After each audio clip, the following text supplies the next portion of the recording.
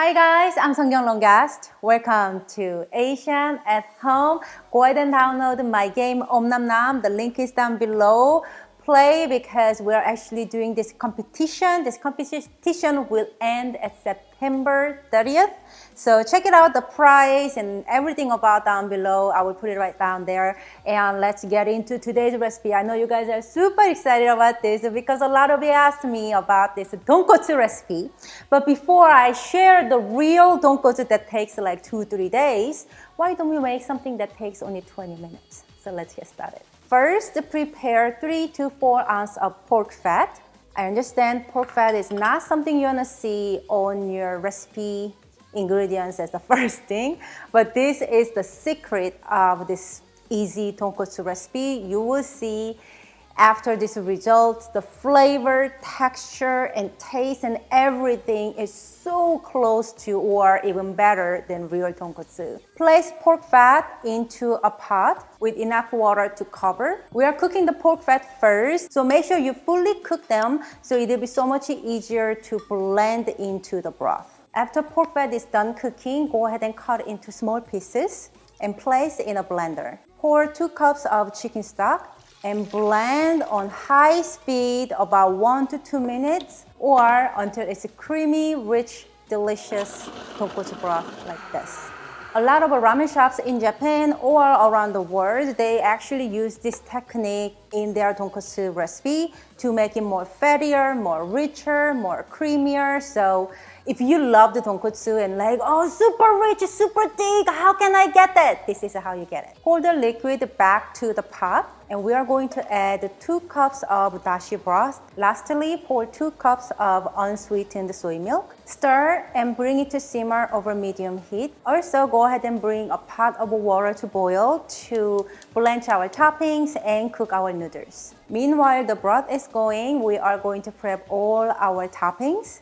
So for my choices are some green onions, black fungus, also known as wood ear mushrooms, and some chashu. I just shared this perfect chashu recipe previously, so check it out video right here.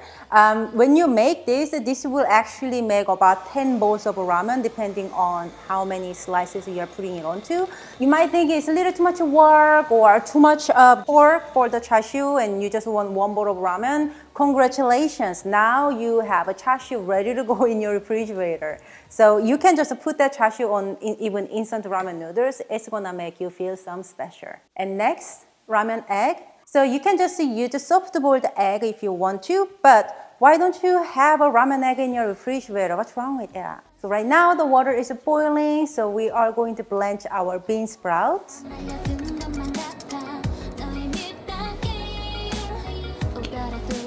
Then wood ear mushrooms.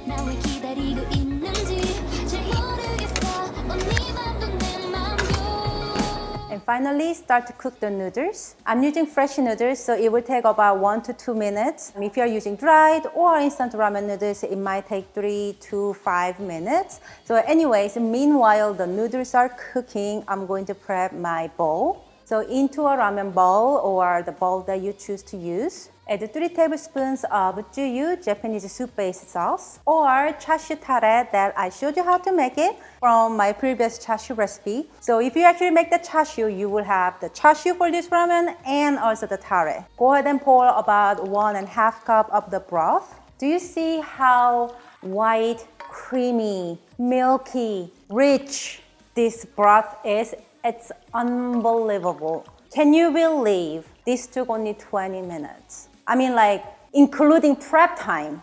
Cooking time is like, what, like 10 minutes? Like something like that. But anyways, I can't even believe I actually achieved this deep flavor of tonkotsu broth, like just like this. Go ahead and add the ramen noodles and arrange all the toppings that you prepared.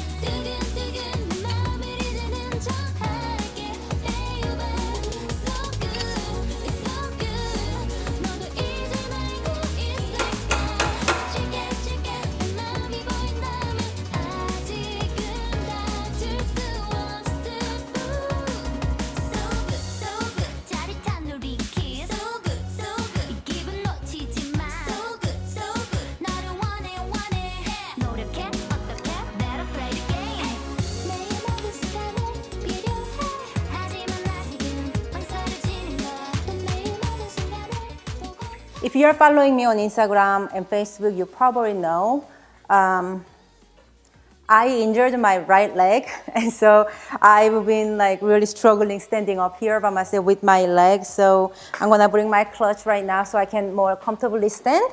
But anyways, we actually filmed this video a while ago, and there were some technical difficulty. So I had to film with my injury in the kitchen all over again. So you've got to.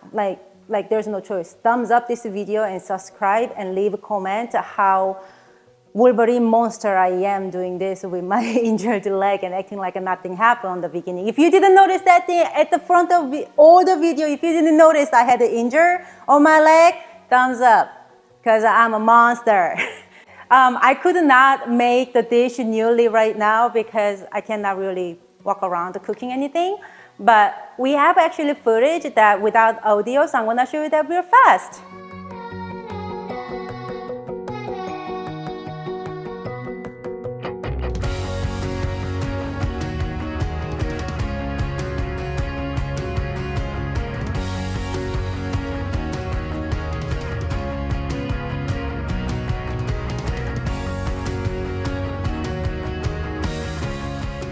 If you liked my easy, real tonkotsu recipe, please give this video a thumbs up. And there was a little trick. If you're clicking right now, okay, go ahead and do it. But you should have done it a couple minutes ago, okay? But anyways, thank you so much for watching me today. And remember, you can always cook Asian food at your house, making it easy and fun. I'm Seonkyoung longest, and Jacob longest is behind the camera, and Hanya is right here. And this is Asian at Home, and I will see you next time.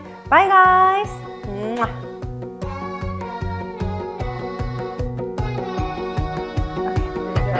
Okay. Yay! And then we have to do another one.